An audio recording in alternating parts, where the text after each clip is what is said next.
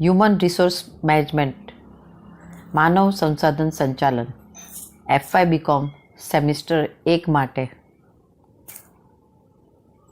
આજે હું અમિતા પરેશ વ્યાસ આપનો સિલેબસ હ્યુમન રિસોર્સ મેનેજમેન્ટનો નીચે પ્રમાણે છે.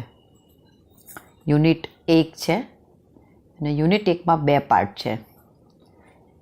પહેલા પાર્ટમાં હ્યુમન રિસોર્સ મેનેજમેન્ટના એટલે કે માનવ સંસાધન સંચાલનના અર્થ, લાક્ષણિકતાઓ, કર્મચારી સંચાલન અને માનવ સંસાધન સંચાલન વચ્ચેનો તફાવત, માનવ સંસાધન સંચાલનના હેતુઓ, માનવ સંસાધન સંચાલનનું મહત્ત્વ, માનવ સંસાધન સંચાલનના કાર્યકારી કાર્યો, ગુણો તેમજ HR મેનેજરની ભૂમિકાઓનો વિગતવાર અભ્યાસ કરીશું. યુનિટ 1માં બીજા ભાગમાં કોર્પોરેટ સાહસોમાં માનવ સંસાધન સંચાલન એટલે કે કોર્પોરેટ સેક્ટરની અંદર હ્યુમન રિસોર્સ પ્લાનિંગમાં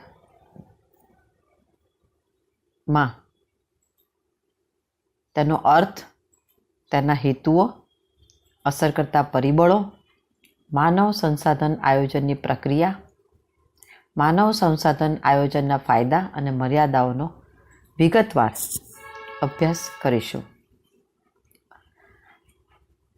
યુનિટ 2માં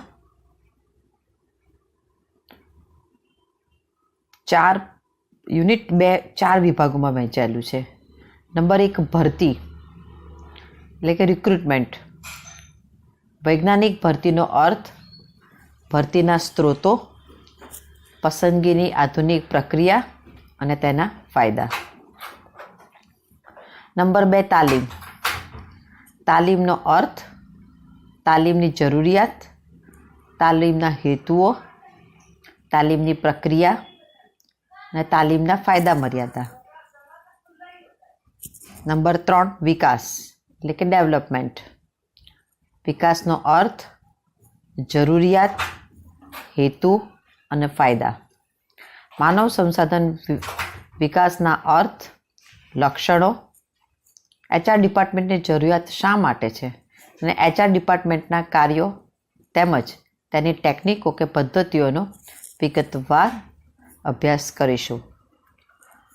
યુનિટ 3માં કામગીરી મૂલ્યાંકન એટલે કે પરફોર્મન્સ એનાલિસિસ. તો કામગીરી મૂલ્યાંકનનો અર્થ, મૂલ્યાંકનો, માનવ સંસાધન હિસાબી પદ્ધતિનો ટૂંકમાં ખ્યાલ, મનોવૈજ્ઞાનિક મૂલ્યાંકન, સંચાલકીય મૂલ્યાંકન, કામગીરી મૂલ્યાંકનની ઉપયોગિતા અને તેના પ્રશ્નોનો વિગતવાર અભ્યાસ કરીશું. યુનિટ 3માં બીજા ભાગમાં અર્થ, બઢતીનો અર્થ એટલે કે પ્રમોશનનો અર્થ, બઢતીના આધારો, સિનિયોરિટી અને કાર્યક્ષમતાના આધાર પ્રમાણે બઢતીના ફાયદા અને મર્યાદાઓ. ત્રીજા ભાગમાં ટ્રાન્સફર એટલે કે ફેરબદલી. ફેરબદલીનો અર્થ, કારણો અને એના માર્ગદર્શક સિદ્ધાંતો. ડિમોશન એટલે કે અપકર્ષ, એના અર્થ, કારણો અને માર્ગદર્શન સિદ્ધાંતો. 4 જુસ્સો એટલે એના અર્થ, અસર કરતા પરિબળો, નીચા જુસ્સાની નિશાની અને તે અટકાવવાના પગલાં, ઊંચા જુસ્સામાં ફાળો આપતા પરિબળો, ઔદ્યોગિક જુસ્સાનું મહત્ત્વ વિગતવાર અભ્યાસ કરીશું. યુનિટ 4 છેલ્લે. તો યુનિટ 4માં નંબર 1 કાર્યરચના એટલે કે જોબ ડિઝાઇન. કાર્યરચનાના અભિગમો, કાર્ય પુનઃરચના, કાર્ય સમૃદ્ધિકરણ, કાર્ય વિસ્તૃતીકરણનો ટૂંકમાં ખ્યાલ, કાર્યરચનાને અસર કરતા પરિબળો અને કાર્યરચનાનું મહત્ત્વ. યુનિટ 2માં બીજામાં કાર્યજીવનની ગુણવત્તા એટલે કે ક્વોલિટી ઓફ વર્ક લાઈફ. કાર્યજીવનની ગુણવત્તાની શરતો, એના વિશિષ્ટ પ્રશ્નો, માનવ સંસાધનની પ્રવૃત્તિ અને તેની QW એટલે કે ક્વોલિટી ઓફ વર્ક લાઈફ પર તેની અસર. ગુણવત્તા વર્તુળો.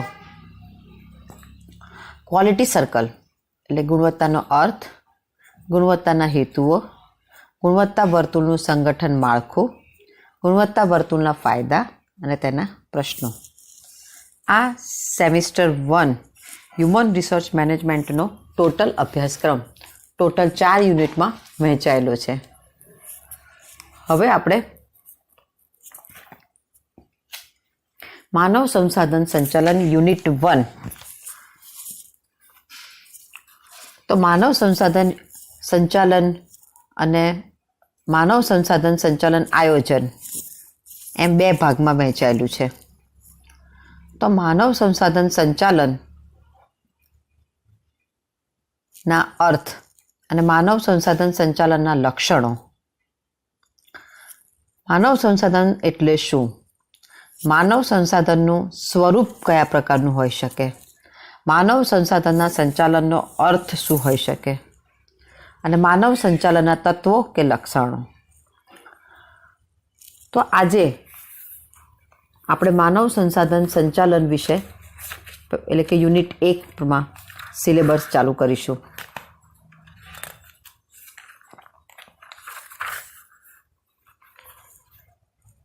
માનવ સંસાધન સંચાલનનો આધુનિક અભિગમ સંઘર્ષને બદલે સહકાર ઉપર ભાર મૂકે છે અને તે માનવ સંસાધન સંચાલનની નીતિઓને વ્યવસ્થા તંત્રની સમગ્ર કોર્પોરેટ વ્યૂહરચનાઓ સાથે સંકલિત કરે છે. એટલે કે બધા સાધનોમાં માણસ જ એક એવું સાધન છે કે જેનો વિકાસ થાય છે અને જેનું વૃદ્ધિ પામે છે. આધુનિક સમયમાં કર્મચારી સંચાલનનો ખ્યાલ વધુ વ્યાપક બન્યો અને તેને માનવ સંસાધન સંચાલન તરીકે ઓળખવામાં આવ્યું. માનવ સંસાધન સંચાલન એ ટોટલ માનવીય બાબતો સાથે સંકળાયેલું છે. તેના કાર્યક્ષેત્રમાં કર્મચારી સંચાલનની તુલનામાં અનેકવિધ પ્રવૃત્તિઓનો સમાવેશ કરવામાં આવે છે, જેમ કે કામદાર માલિક, માહિતી સંચાર, માનસશાસ્ત્રના તત્વો, કર્મચારી સંબંધો, તાલીમ, અભિપ્રેરણ, કાર્ય પરની ભૌતિક સામાજિક અસર.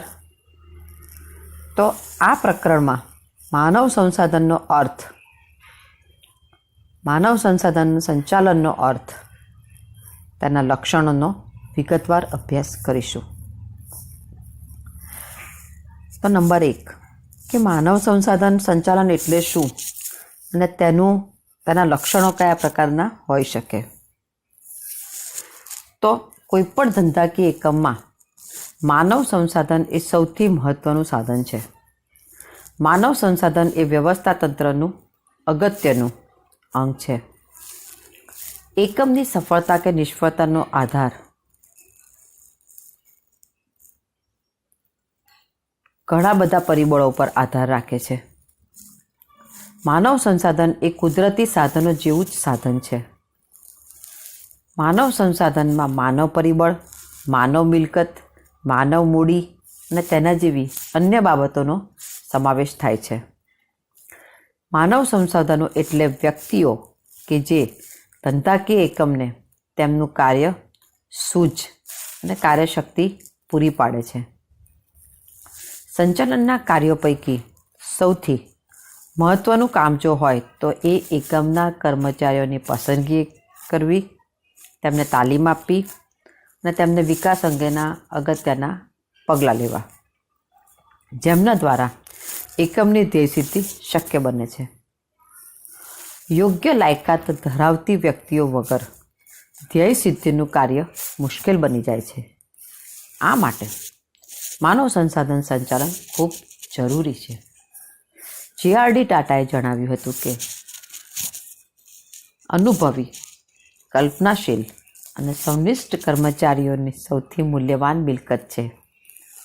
કોઈપણ ધંધામાં સૌથી મૂલ્યવાન મિલકત તેના કર્મચારીઓ છે. કોઈપણ સંગઠનમાં 4 સાધનો અગત્યના છે: માણસો, માલ સામગ્રી, નાણાં અને યંત્રો. માણસો એટલે કે મેન પાવર, માલ સામગ્રી એટલે કે મટીરિયલ, નાણાં એટલે કે મની અને યંત્રો એટલે મશીન. આ પૈકી માણસો એ એક જીવંત સાધન છે. બાકીના સાધનો જીવંત સાધનો નથી. માનવ સંસાધન એ બિનજીવંત કે બિનમાનવીય સાધનોનો ઉપયોગ કરે છે. આથી જ વ્યવસ્થા તંત્રમાં માનવ સંસાધન એ સૌથી અગત્યનું સાધન ગણાય છે. માણસના કારણે વિવિધ સંગઠનોમાં તફાવત જોવા મળે છે.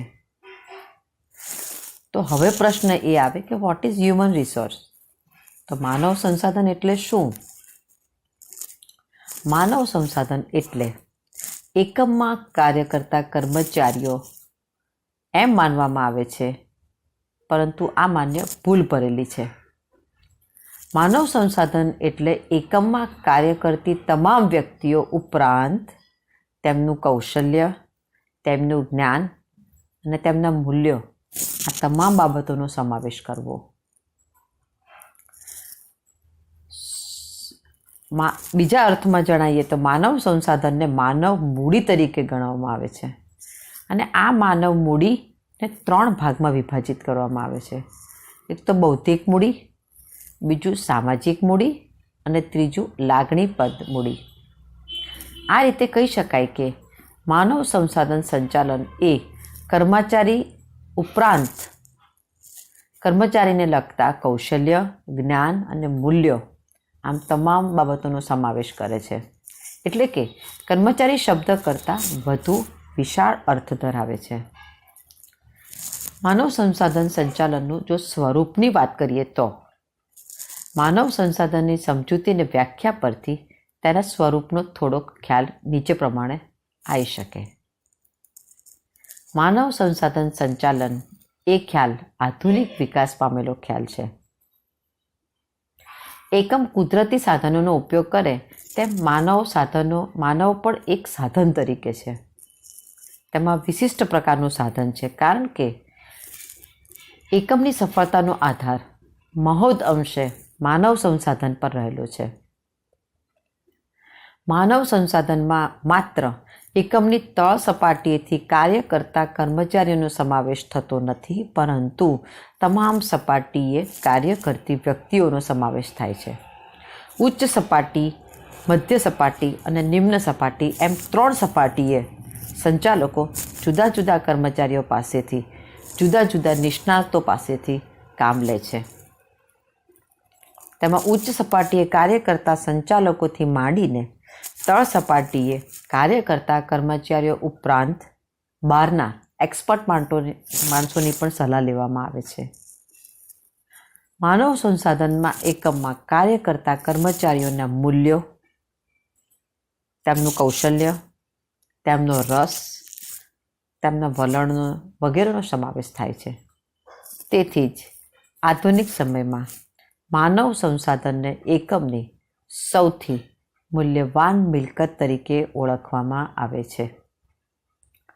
માનવ સંસાધન સંચાલન એટલે ટૂંકમાં સંગઠનમાં માનવ સંસાધનની પ્રાપ્તિ, તેમને ટકાવી રાખવા, તેમને છૂટા કરવા, વિકાસ કરવો, તેમજ તે માનવ સંસાધન એટલે કે માનવોનો યોગ્ય ઉપયોગ કરીને સંગઠનના ધ્યેયોની સિદ્ધિ પ્રાપ્ત કરવાની પ્રક્રિયાને માનવ સંસાધન સંચાલન કહે છે.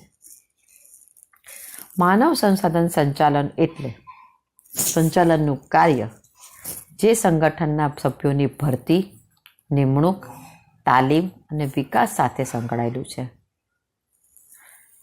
માનવ સંસાધન સંચાલન એકમોની માનવીય બાબત તેમજ કામદારોના તેમને નોકરી રાખનાર સંગઠનો સાથેના સંબંધો નક્કી કરતા પરિબળો સાથે સંકળાયેલું છે. માનવ સંસાધન સંચાલનમાં કર્મચારીઓની ભરતી કરવી, તાલીમ કરવી, બઢતી કરવી, સલાહ મસલત કરવી, વળતર નક્કી કરવું, મજૂર મંડળો તથા સરકારો સાથે સંબંધો કયા પ્રકારના જાળવી રાખવા, તે તમામ બાબતોનો સમાવેશ કરવામાં આવે છે. સરળ અર્થમાં માનવ સંસાધન સંચાલન એટલે કાર્ય અને સંગઠનની જરૂરિયાતને અનુરૂપ લોકોને નોકરી પર રાખવા, તેમના સાધનોનો વિકાસ કરવો, ઉપયોગ કરવો, જાળવણી કરવી અને સેવાઓનું વળતર આપવું. માનવ સંસાધન સંચાલનના લક્ષણોની જો વાત કરીએ તો તેના લક્ષણો નીચે પ્રમાણે છે. પહેલું લક્ષણ, ધ્યેય સિદ્ધિની પ્રક્રિયા. માનવ સંસાધન સંચાલનના એકમની ધ્યેયની સિદ્ધિ અંગેની પ્રક્રિયા છે. આમ તો ધંધાની કોઈપણ પ્રવૃત્તિનો ઉદ્દેશ ધ્યેય સિદ્ધિનો જ હોય છે. ભરતી પસંદગીનો સમાવેશ, એટલે કે માનવ સંસાધન સંચાલનમાં કર્મચારીઓની ભરતી, પસંદગી, નિયુક્તિ, બઢતી, બદલી વગેરે બાબતોનો સમાવેશ થાય છે. તેમાં યોગ્ય કુશળતા ધરાવતા, બુદ્ધિશાળી, અભિપ્રેરિત કર્મચારીઓની પ્રાપ્તિનો સમાવેશ થાય છે. એનાથી આગળ એક વધારે અનુલક્ષણ જો વિચારીએ તો કર્મચારીઓને ટકાવી રાખવા. કોઈપણ સંગઠનમાં કર્મચારીઓને ટકાવી રાખવા એ ખૂબ જ અગત્યની કામગીરી છે. કેટલીક વાર યોગ્ય લાયકાત ધરાવતા કર્મચારીઓ નિયમિત રીતે એકમ છોડી જતા રહે છે. ત્યારે નવા કર્મચારીઓની સતત જરૂર પડે છે. જે બાબત ખર્ચ અને સમયની દ્રષ્ટિએ ખર્ચાળ છે તેમજ તેમાં સમયનો બગાડ થાય છે. નવા કર્મચારીઓને ટ્રેનિંગ આપવી પડે છે અને તે રીતે સંગઠનનું કામ ધીમું પડી જાય છે. કર્મચારીઓને છૂટા કરવા. કર્મચારીઓને ટકાવી રાખવાથી તદ્દન વિરુદ્ધ બાબત છે કે તેમને છૂટા કરવા. આ સંચાલનને ગમતું નથી હોતું, પરંતુ જો આ કર્મચારીઓ સંચાલનના નિયમોનો સતત ભંગ કરે, પૂરતી કામગીરી ન કરે, કામમાં બેદરકારી કરે, અપ્રમાણિક હોય કે કાર્યક્ષમ રીતે કાર્ય ન કરે તો તેમને છૂટા કરવા જ પડે છે. આ અંગેની કાર્યવાહી માનવ સંસાધન સંચાલન નક્કી કરે છે. કર્મચારી વિકાસ. કર્મચારી વિકાસમાં તેમની તાલીમ, શિક્ષણ, મૂલ્યાંકન, વર્તમાન અથવા ભવિષ્ય કાર્ય માટે સંચાલકોને તૈયાર કરવા બાબતનો સમાવેશ થાય છે. આ પ્રવૃત્તિઓ કામદારોના આર્થિક અને માનસિક વિકાસ માટે ખૂબ જરૂરી છે. યોગ્ય ઉપયોગ. કર્મચારીનો જો યોગ્ય ઉપયોગ કરવાની બાબતનો સમાવેશ કરવામાં આવે તો તેમની વ્યક્તિગત અને વ્યવસ્થા તંત્રની જરૂરિયાતોને ઓળખવી કે જેથી માનવ શક્તિનો પૂરતા પ્રમાણમાં ઉપયોગ થાય. ઉપર આજે જે કંઈ ચર્ચા કરી તેમાં માનવ સંસાધન સંચાલનનો ખ્યાલ એ કર્મચારી સંચાલનના ખ્યાલ કરતાં વિસ્તૃત છે, બહોળો છે. તેમાં માનવ સંસાધનને કામે લગાડવાની સંપૂર્ણ કામગીરીનો સમાવેશ થાય છે. તો વિદ્યાર્થી મિત્રો, આજે આપણે માનવ સંસાધન સંચાલન એટલે શું, માનવ સંસાધનનું સ્વરૂપ, માનવ સંસાધન સંચાલનનો અર્થ અને માનવ સંસાધન સંચાલનના તત્વો કે લક્ષણોની ચર્ચા કરી. ટૂંકમાં અત્યાર ઉપર જે કંઈ મુદ્દાની આપણે ચર્ચા કરી તેના જો મુદ્દા પર તમારે મુદ્દાથી લખવાનું હોય તો પહેલું વસ્તુ આવે માનવ સંસાધન સંચાલન એટલે શું.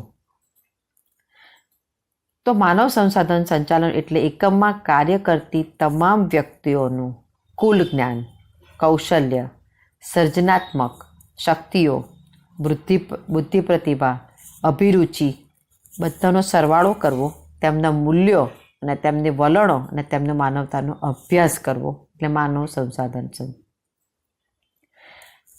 માનવ સંસાધનનું સ્વરૂપ તો નંબર 1 તે આધુનિક વિકાસ પામેલો ખ્યાલ છે. નંબર 2 તે એક વિશિષ્ટ પ્રકારનું સાધન છે. નંબર 3 તેમાં તમામ સપાટીએ કાર્ય કરતી વ્યક્તિઓનો સમાવેશ થાય છે. નંબર 4 તેમાં તમામ કર્મચારીઓના મૂલ્યો, કૌશલ્યો, અભિરુચિ અને વલણો વગેરેનો સમાવેશ થાય છે.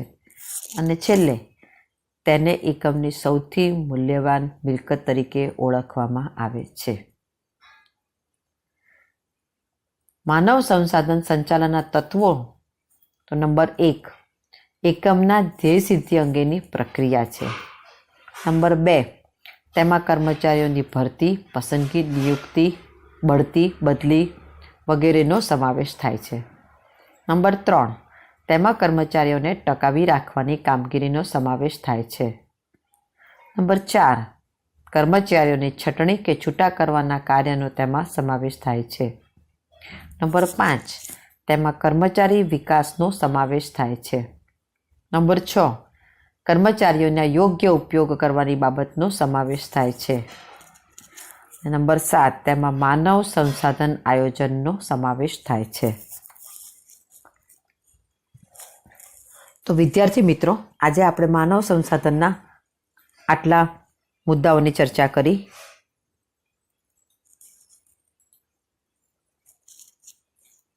હવે નેક્સ્ટ લેક્ચરમાં માનવ સંસાધન સંચાલનના સિદ્ધાંતો અને પદ્ધતિઓનો વિગતવાર અભ્યાસ કરીશું.